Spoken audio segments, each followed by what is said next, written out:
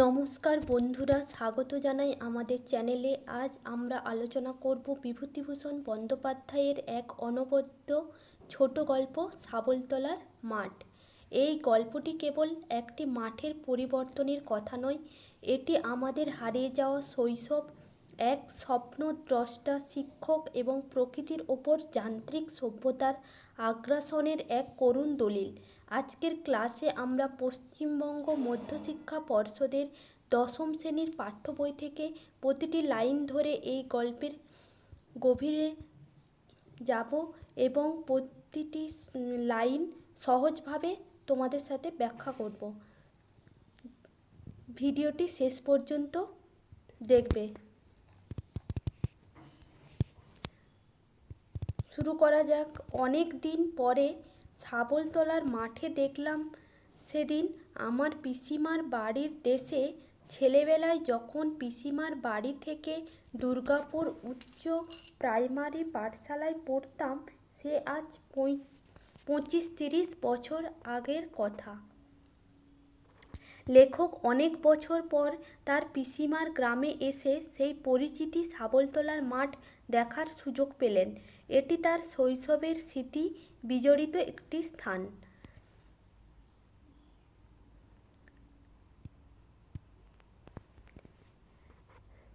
লেখক স্মৃতিচারণ করেছেন যে প্রায় 25-30 বছর আগে তিনি এখানে পড়াশুনো করতেন। দীর্ঘ সময় পর তিনি এই এলাকায় ফিরেছেন। সেদিন আবার কার্যোপলক্ষে গরুর গাড়ি চড়ে যেতে যেতে শাবলতলার মাঠ চোখে পড়ল। কিন্তু মস্ত বড় কি এক কারখানা হচ্ছে সেখানে। গরুর গাড়িতে যাওয়ার সময় লেখক দেখলেন সেই পুরনো মাঠ আর নেই। সেখানে এখন গড়ে উঠেছে বিশাল এক কলকারখানা। এটি গ্রাম বাংলার চিরাচরিত প্রকৃতির ওপর আধুনিক শিল্পায়নের থাবা। রেল লাইন বসেছে মাঠের ওপর দিয়ে, বড় রেল লাইন। কত যে লোহা লক্কর যন্ত্রপাতি এসে পড়েছে। লোকজন, কুলি মজুরের ভিড়, ধুমধাম শব্দ, সে কি বিরাট ব্যাপার। এককালের নিস্তব্ধ মাঠে এখন শ্রমিকদের ভিড় আর যন্ত্রের বিকট শব্দ। এক বিশাল কর্মযজ্ঞ চলছে সেখানে। চালাঘর ও তাঁবু চারিধারে। ইঞ্জিনিয়ার ও ওভারসিয়ারের দল খেটে খেটে সারা হলো। পাঞ্জাবি কন্ট্রাক্টরের মোটর দাঁড়িয়ে রয়েছে।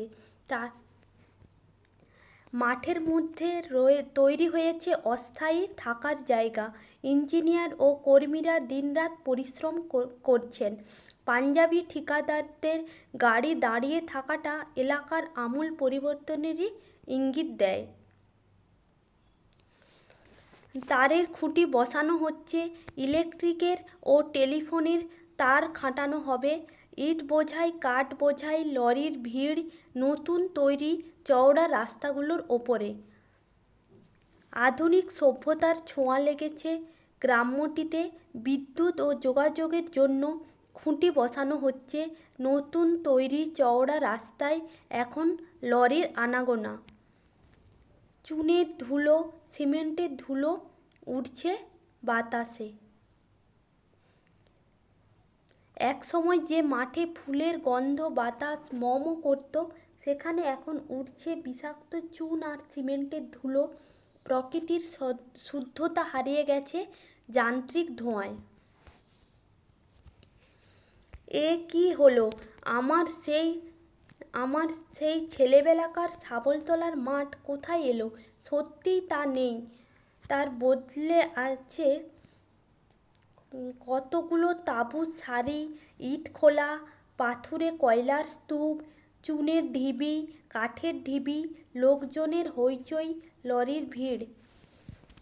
শিল্পায়নের ফলে মাঠের রূপান্তর দেখে লেখক স্তম্ভিত। শৈশবের সেই সবুজ প্রান্তর এখন ইট পাথরের স্তূপে পরিণত হয়েছে।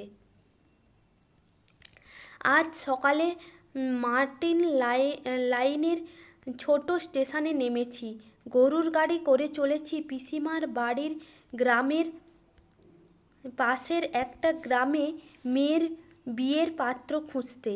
রাস্তার ধারে পড়ে শাবলতলার মাঠ। হঠাৎ দেখি এই অবস্থা তার।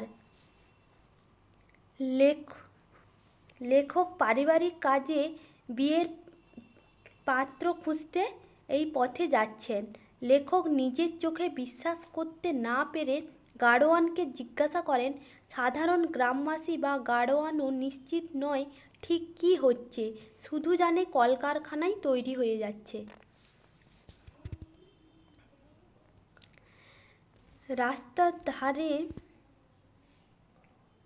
রাস্তার ধারে পড়ে শাবলতলার মাঠ। হঠাৎ দেখি এই অবস্থা তার। গরুর গাড়ির গাড়োয়ানকে বলি, হ্যাঁ রে, এই শাবলতলার মাঠ না? হাঁ বাবু, কি হচ্ছে এখানে? কে জানে বাবু, কলকারখানা বসছে বোধ হয়। কত দূর নিয়ে? তা বাবু অনেক দূর নিয়ে, ওই বাজিতপুর, মনসাতলা, ছাওয়ালমারি, বেদেপোতা, হাঁসখালির চড়া পর্যন্ত। আধুনিকায়নের জন্য বাজিতপুর, মনসাতলা বা হাঁসখালির মতো গ্রামগুলো অস্তিত্বহীন হয়ে গেছে।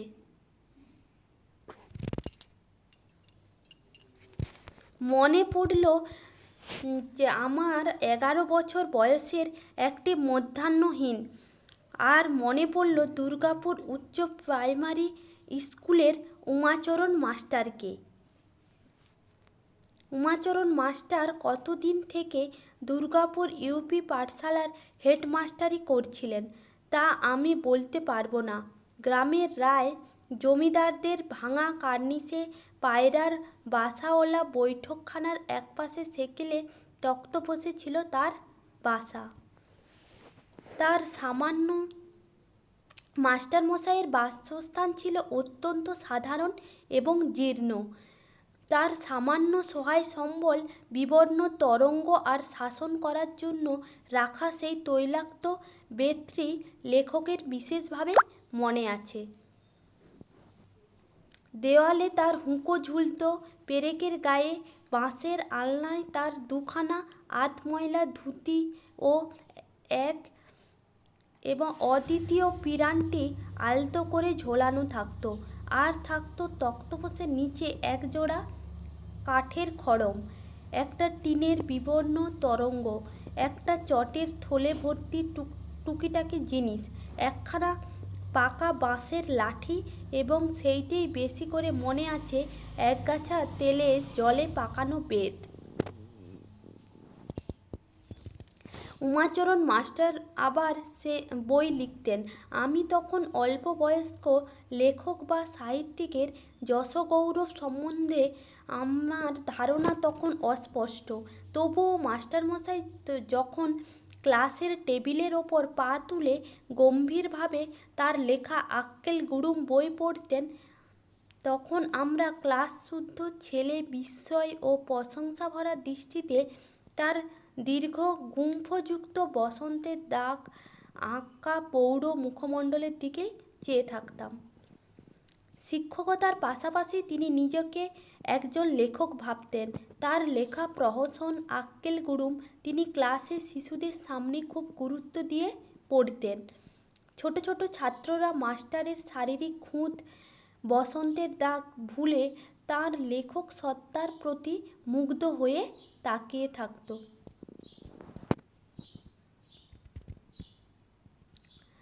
হ্যাঁ, এই বইয়ের নাম ছিল আক্কেল গুড়ুম। তিনি বলতেন প্রহসন। আমরা যা বয়স তখন তাতে আক্কেল গুড়ুম প্রহসনটা দুটো কথার একটারও মানে বুঝতাম না। মনে আছে বইয়ের মধ্যে একটি ইংরেজি পড়া ছোকরার কথা আছে এবং পড়ার ভঙ্গিতে মনে হতো উক্ত ইংরেজি পড়া ছোকরা খুব ভালো লোক নয়। মাস্টারের বইয়ে তৎকালীন গ্রামীণ সংস্কৃতির ছাপ ছিল, যেখানে ইংরেজি জানা বাবুদের প্রতি এক ধরনের ব্যঙ্গ থাকত।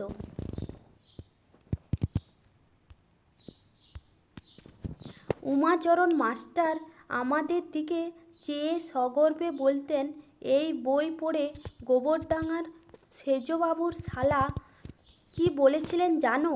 বলেছিলেন, উমাচরণ বাবু, আপনি কালে গিরিশ ঘোষের সমান লেখক হবেন, বুঝলে? আমি বলেছিলাম, গিরিশ ঘোষকে? পণ্ডিত মশাই? উমাচরণ বাবু অনুকম্পার হাসি হেসে আমার দিকে চেয়ে বলেছিলেন, গিরিশ ঘোষ জানো না? হুঁ, কী বা জানো? উমাচরণ মাস্টার নিজেকে অনেক বড় মাপের লেখক মনে করতেন। গোবরডাঙ্গায় কোনো এক ব্যক্তি তার প্রশংসা করে তাকে বিখ্যাত নাট্যকার গিরিশ ঘোষের সমান বলেছিলেন। লেখক ছোটবেলায় গিরিশ ঘোষের নাম না জানলেই মাস্টারমশাই করুণার হাসি হেসে তাকে অজ্ঞ বলে মনে করেছিলেন। আমি লজ্জায় চুপ করে থাকি। কি উত্তর দেব যখন সত্যই জানি নে গিরিশ ঘোষকে, নামও কোনোদিনও শুনিনি। উমাচরণ তার এই মূল্যবান প্রহসন আমাদের কাছে বিক্রি করবার চেষ্টা করতেন এবং বিক্রি অনেক করেও ছিলেন। প্রত্যেক ছাত্রের বাড়ি একখানা বা দুখানা করে আক্কেল গুড়ুম ছিলই। মাইনের টাকা দিলে খুচরো ফেরত দেওয়ার রীতি ছিল না তার। বলতেন, কত বাকি? 7 আনা। নাও, একখানা ভালো বই নিয়ে যাও, বাড়ি গিয়ে পড়তে দিও সবাইকে। বেতনের টাকা থেকে যে পয়সা খুচরো ফেরত পাওয়ার কথা তা না দিয়ে তিনি নিজের লেখা বই গুছিয়ে দিতেন। এটি তার চরিত্রের একটি মজাদার ও ব্যবসায়িক দিক প্রকাশ করে। একদিন পিসিমা বললেন, হ্যাঁ রে, মাইনের টাকা দিলাম, 9 আনা পয়সা ফেরত দিলি নে? না পিসিমা, মাস্টারমশাই বই একখানা দিয়েছেন তার বদলে। কি বই? আক্কেল গুড়ুম। ও মা, সে আবার কি বই? তুই কি বলে সে বই আনতে গেলি? যেমন পোড়ার মুখো মাস্টার, তেমনি পোড়ার মুখো ছেলে। বইয়ের নাম শোন না, আক্কেল গুড়ুম। কেষ্টর শতনাম পাওয়া যায় তো, একখানা আন গে, বরং ও বই ফিরিয়ে দিয়ে আয়। পিসিমা বইয়ের নাম শুনেই হেসেই খুন। তার মতে এই ফালতু বইয়ের চেয়ে কেষ্টর শতনাম বা ধর্মীয় বই আনা অনেক ভালো ছিল। এখানে গ্রাম্য সমাজের সরলতা ও মাস্টারের তথাকথিত বিদ্বান ইমেজের প্রতি ব্যঙ্গ ফুটে উঠেছে। সে হবে না পিসিমা, তিনি ওইসব বাজে বই লেখেন না। এ হলো প্রহসন। সে আবার কী রে? সে তুমি বুঝবে না। গিরিশ ঘোষের নাম শুনেছ? সে কে আবার? আমাদের গাঁয়ে তো ও নামের কেউ নেই। দুগ্গ গোপুরের লোক নাকি? সে তুমি বুঝবে না। তিনি আমাদের মাস্টার মশাইয়ের মতো প্রহসন বই লেখেন। পিসিমা ধমক দিয়ে বলতেন, তুই চুপ কর বাপু, বড্ড পণ্ডিত হয়েছিস তুই। আমি জানি নে, ওর গাল টিপলে দুধ বেরোয়, উনি জানেন? ফাজিল কোথাকার। ওসব গিরিশ ঘোষ সতীশ ঘোষ বুঝিনে। কাল ও বই ফেরত দিয়ে কেষ্টর শতনাম আনতে পারিস ভালো, নয়তো 9 আনা ফেরত আনবি যা। একদিন উমাচরণ মাস্টারমশাই আমাদের বুঝিয়ে বলেছিলেন, বড় বড় লেখকরা সবাই প্রথম জীবনে তার মতো স্কুল মাস্টারি করেছিলেন। কথাবার্তার মাঝখানে আমাদের ক্লাসের সারদা হঠাৎ বলে বসল, আপনার বয়স কত মাস্টারমশাই? কেন রে? তাই বলছি। উমাচরণ মাস্টার তাকে ধমক দিয়ে বসিয়ে দিলেন বটে, কিন্তু আমরা বুঝতে পারলাম ছেলেটার খটকা বাজছে কোথায়। এই বয়সেও যদি এই উমাচরণ মাস্টার আমাদের এই স্কুলে মাস্টারি করতে রয়ে গেলেন, তবে কোন বয়সে গিয়ে তিনি কোথায় কি বড় কাজ করবেন। আমাদের ক্লাসের সতু কিন্তু বলতো, মাস্টারমশাই খুব বড় পণ্ডিত, ওই রকম হয় না। সারদার এই প্রশ্নের পেছনে একটা যুক্তি ছিল। সে ভাবছিল, মাস্টারের বয়স তো অনেক হয়ে গেল, তিনি আর কবে বড় লেখক হবেন? অর্থাৎ এই বয়সেও তিনি যদি গ্রাম্য স্কুলেই পড়ে থাকেন, তবে তার সাফল্যের আশা বা কতটুকু? আমি বললাম, কেন রে? উনি চালতে বাগানের মাঠের ধারে বসে রোজ কী করেন? বোধহয় লেখেন কবি মানুষ কিনা। আমি একদিন সতুর সঙ্গে দেখতে গেলাম ব্যাপারটা। চালতা বাগান, বহুকালের প্রাচীন আম তেঁতুল গাছের ছায়ায় দিন মানেই সন্ধ্যার মতো অন্ধকার। অনেক সময় মোটা লতা গাছে জড়াজড়ি করে আছে। বাগান পার হয়েই একটা ছোট্ট মাঠ। উমাচরণ মাস্টার সেই মাঠের ধারেই বসে আছেন। বাগানের ছায়ায় আশ্রয়ে একটা ছেঁড়া মাদুর পেতে। মাদুরের ওপর কাগজ বই ছড়ানো, পাছে উড়ে যায় বলে মাটির ছোট ছোট ঢেলা চাপানো। সেগুলোর ওপর আমরা শ্যাওড়া ঝোপের আড়ালে দাঁড়িয়ে দেখতে লাগলাম। তিনি কখনো উপুড় হয়ে কি লিখছেন, কখনো সামনের মাঠের দিকে চেয়ে কি ভাবছেন, কখনো আপন মনে হাসছেন, বিড়বিড় করে কি বকছেন।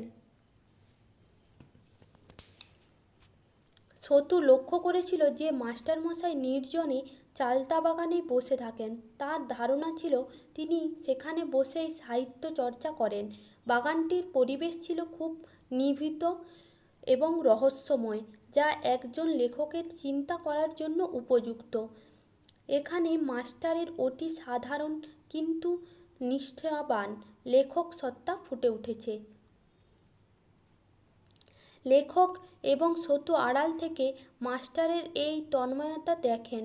তার প্রথমবারের মতো একজন জীবন্ত কবির ক্রিয়াকলাপ দেখার বিরল অভিজ্ঞতা অর্জন করেছেন।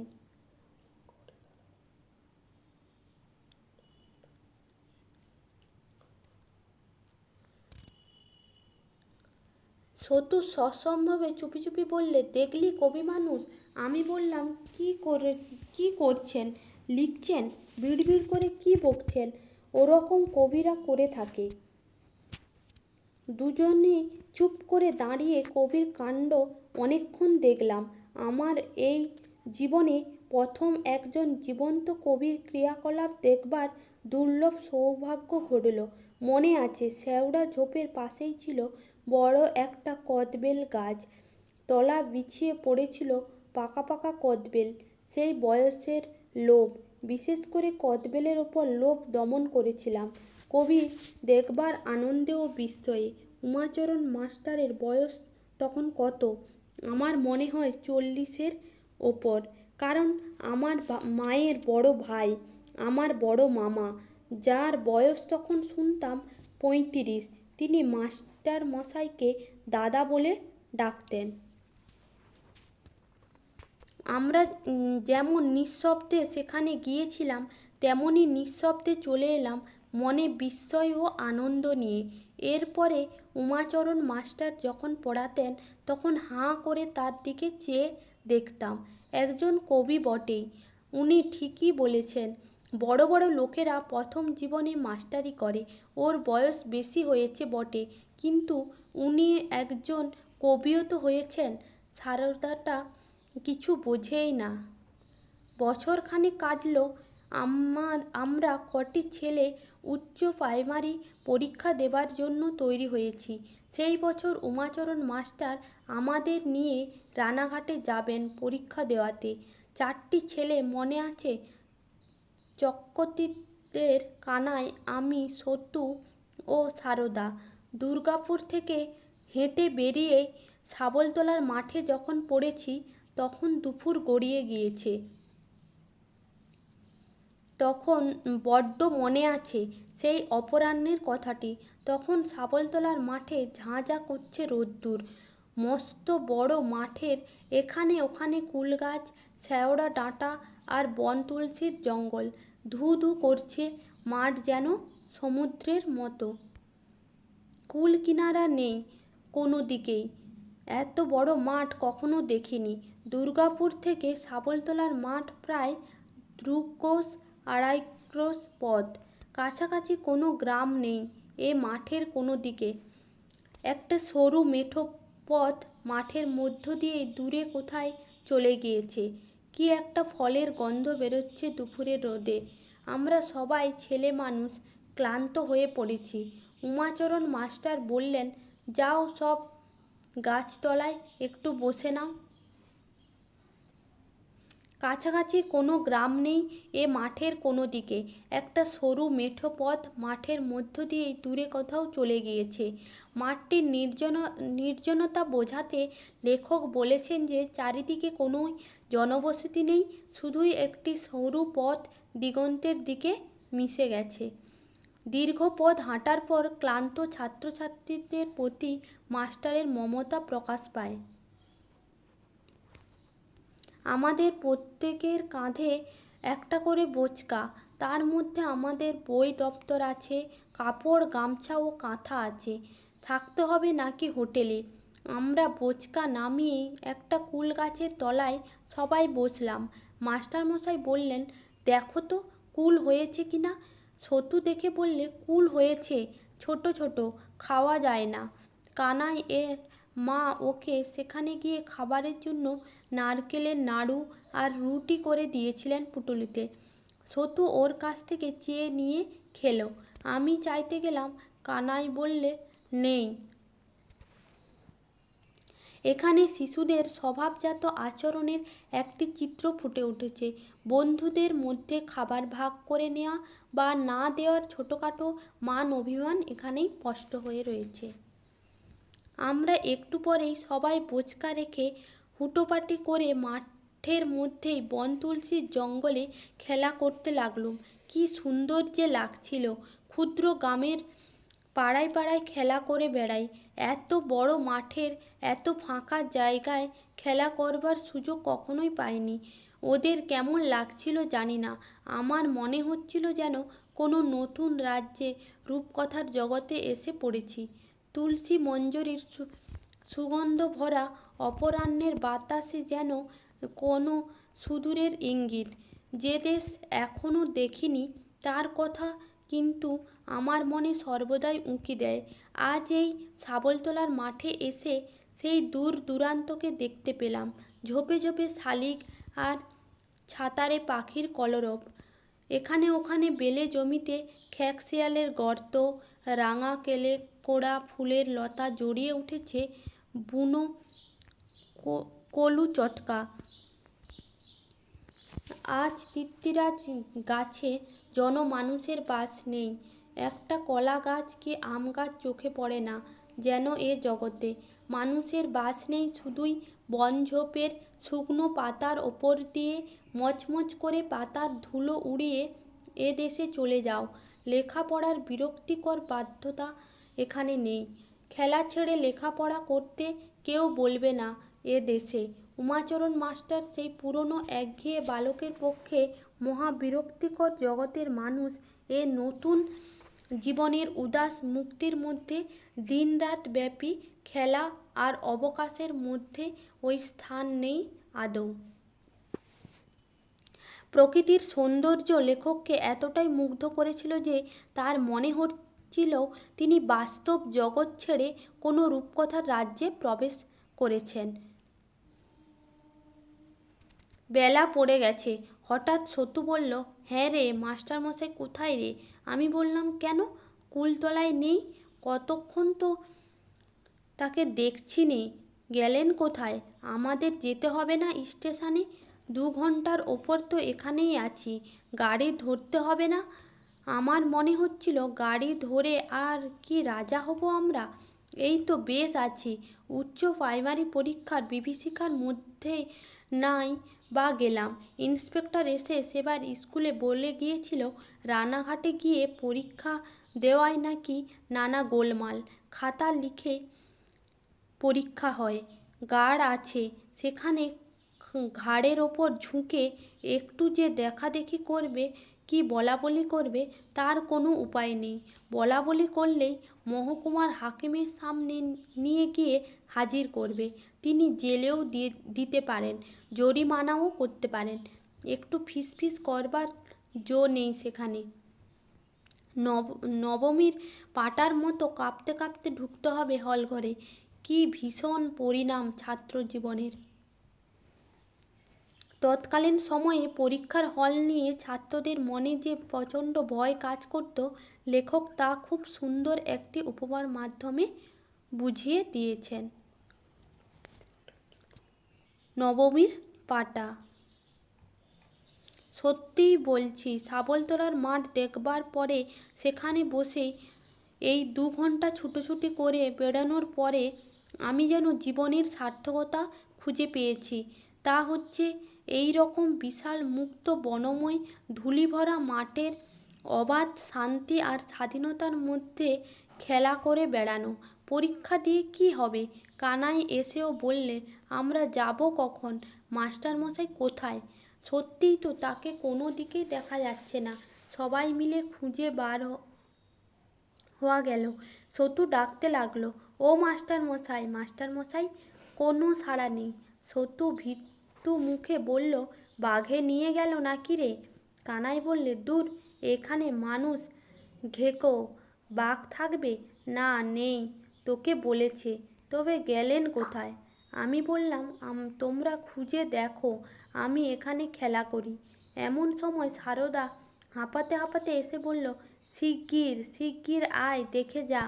আমরা সবাই একসঙ্গে বলে উঠলাম, কি হয়েছে রে? বেঁচে আছেন তো? কথা বলতে বলতেই আমরা সারদার পেছনে ছুটলাম। বেশ খানিকটা দূর দৌড়ে সারদা থেমে পড়ল এবং আঙুল দিয়ে সামনের দিকে দেখিয়ে আমাদের চুপ করতে বলে পা টিপে টিপে এগিয়ে চলল। একটা শুকনো খাল মতো নিচু জায়গায় কুঁজ ঝোপের আড়ালে উমাচরণ মাস্টার বসে বসে ঝুঁকে পড়ে লিখতে লিখতেই বিড়বিড় করে আপন মনে কি বলছেন। এমনকি আপন মনে ফিক ফিক করে হাসছেন ও। যে কেউ দেখলেই বলবে উন্মাদ, পাগল। অমন তন্ময় হয়ে লিখতে আমরাও তাকে কখনো দেখিনি। অমনভাবে আপন মনে হাসতেও তাকে কখনো দেখিনি। সতু মুগ্ধ দৃষ্টিতে সেদিকে চেয়ে বললেন, মাস্টারমশাই একজন আসল কবি। সারদা ওর মতো দিয়ে বললেন, ঠিক তাই। কানাইও আমি কোনো কথা না বলে এক দৃষ্টে এক সত্যিকার জীবন্ত কবিকে চেয়ে চেয়ে দেখতে লাগলাম। আমাদের কত ভাগ্যি যে আমরা এমন মাস্টার পেয়েছি।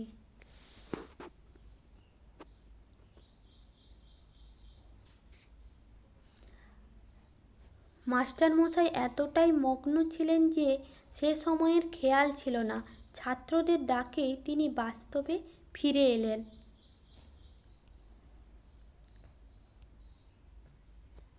কানাই একটু পরে বললে, কিন্তু ভাই, সন্ধে হলো, ওকে না ডাকলে আমাদের উপায় কি হবে? ডাকি ওকে? কি বলিস?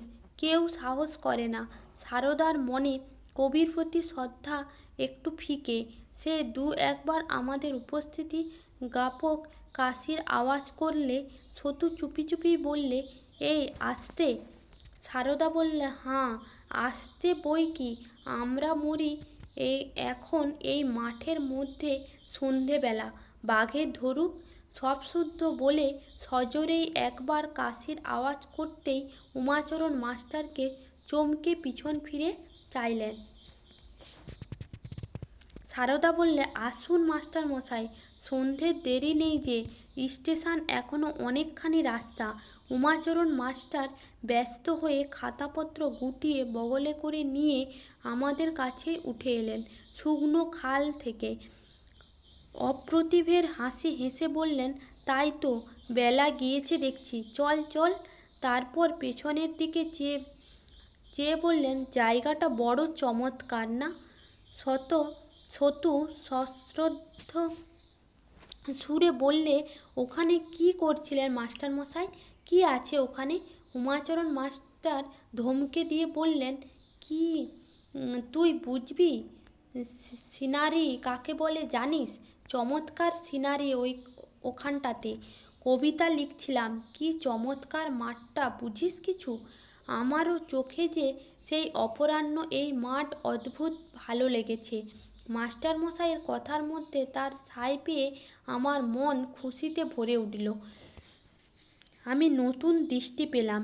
সেই দিনটিতে উচ্চ প্রাইমারি পরীক্ষা দিতে যাবার পথে উমাচরণ মাস্টার কত বড় শিক্ষকের কাজ করলেন সেদিন তিনি নিজেও কি তা বুঝলেন। আমার কথা এখানেই শেষ। উমাচরণ মাস্টারের ইতিহাসও এখানেই শেষ। প্রায় 30-32 বছর আগের কথা সেসব। উমাচরণ মাস্টার আজ আর বোধহয় বেঁচে নেই। বড় হয়ে উমাচরণ চক্রবর্তী বলে কোনো কবির লেখা কোথাও পড়িনি বা কারো মুখেও নামও শুনিনি। তাতে কিছু আসে যায় না। যশ ভাগ্য সকলের কি থাকে? আজ এতকাল পরে শাবলতলার মাঠে এসে আবার মনে পড়ে গেল বাল্যের সেই অপূর্ব অপরাহ্নের কথা। মনে পড়ে গেল উমাচরণ মাস্টারকে। দুঃখ হলো দেখে। সে শাবলতলার মাঠ একেবারেই ধ্বংস হয়ে গিয়েছে। মুছে গিয়েছে সেই সৌন্দর্য, সেই নির্জনতা। উমাচরণ মাস্টারের জন্যে মনটা এতদিন পরে যেন কেমন করে উঠল। লেখক অপেক্ষা করেছেন যে উমাচরণ মাস্টার বড় লেখক হওয়ার স্বপ্ন দেখলেও বাস্তব জগৎ তাকে মনে রাখেনি। যশোভাগ্য তার হয়নি। সময়ের স্রোতেই তিনি হারিয়ে গেছেন। আজ এখানেই শেষ করলাম। তোমরা জ্ঞানের আলো চ্যানেলের পাশে থেকো। সাবস্ক্রাইব, লাইক, শেয়ার, কমেন্ট করতে ভুলো না।